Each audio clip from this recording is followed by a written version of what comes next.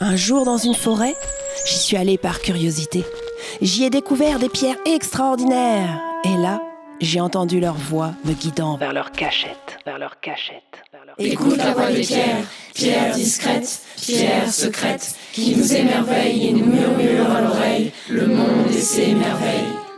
Ces pierres sont des clés comme un puzzle à assembler. Elles peuvent ouvrir des portes, portes du savoir, portes de l'écriture, portes de l'espoir, début de la culture, début de l'histoire. Depuis des millénaires, ils sont restés cachés, enfuis sous la terre, cachés sous nos pieds, sous des racines, au fond d'un foyer. Les pierres secrètes nous murmurent à l'oreille le secret de l'avenir à venir. Sur ces pierres gravées, il nous faut partir du début et comprendre ce qu'elles ont vu, comprendre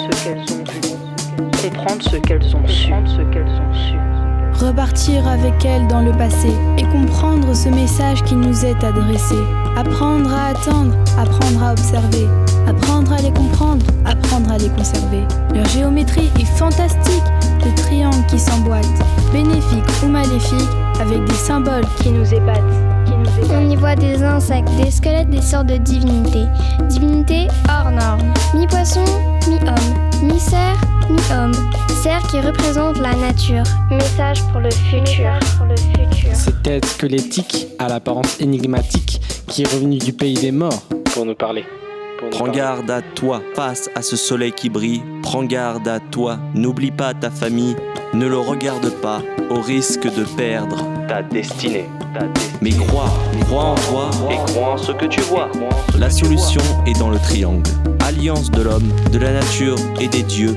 L'homme qui doit réapprendre à faire du feu, car il a oublié l'importance de la vie. Les hommes de la préhistoire savaient ce qui allait arriver. Alors ces messages, ils ont voulu nous livrer. Attention au temps qui s'écoule. Attention au sablier. Le temps est fluide comme de l'eau et tout défile parfois trop vite.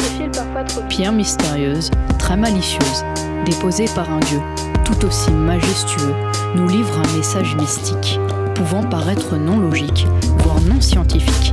Et pourtant, il marque notre esprit, tel un marteau de Thor, venu nous interpeller sur notre sort. Elle est pierre, mais pas n'importe quelle pierre. Elle est la pierre gravée de la forêt. Une pierre secrète, une pierre poète. Que vous raconte-t-elle? Des mythes, des contes, des légendes? Moi j'en redemande. Enterrée depuis des années, enfermée, cachée et enfin libérée, mais pas complètement. Une vitre comme pupitre, elle nous laisse l'étudier, l'admirer. Elle est enfin regardée. Elle nous a expliqué que la vie est plus ancienne qu'on nous l'a dit. Elle est là, elle nous regarde, nous met en garde contre la pollution. Nous devons faire attention, alors évoluons, préparons cette rébellion, réinventons la civilisation. Arrêtons cette pollution. L'homme de la préhistoire rêvait de bonheur, il rêvait d'un monde meilleur, sans vanité, sans méchanceté, sans produire les erreurs du passé.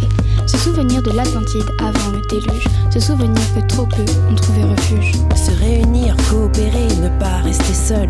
Écouter les conseils de Quetzalcoatl. Bâtir et construire une nouvelle humanité en toute liberté.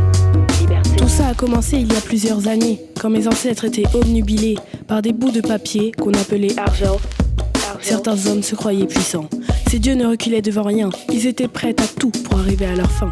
Pour s'enrichir, ils ont rasé la terre. Ils ont pollué l'air. Les océans ont englouti les îles. Les inondations ont dévasté les villes. Au fond, l'intelligence qu'on nous a donnée n'était qu'un beau cadeau empoisonné. Il ne reste que quelques minutes à ma vie. Je sens que je faiblis. L'homme est mort hier, au milieu du désert.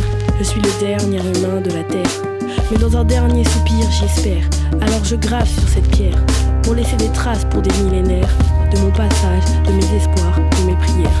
Toujours, encore, j'espère, une vie en harmonie avec l'univers, Comment sera demain? Comment sera notre destin? Pourra-t-on s'exprimer librement? Quels que soient nos chemins, pourra-t-on se nourrir à notre faim? Demain sera un jour meilleur. On écrira notre histoire, il faudra y croire. Et on aura du courage pour affronter les jours, les semaines et les années. Les jours, les semaines et les années.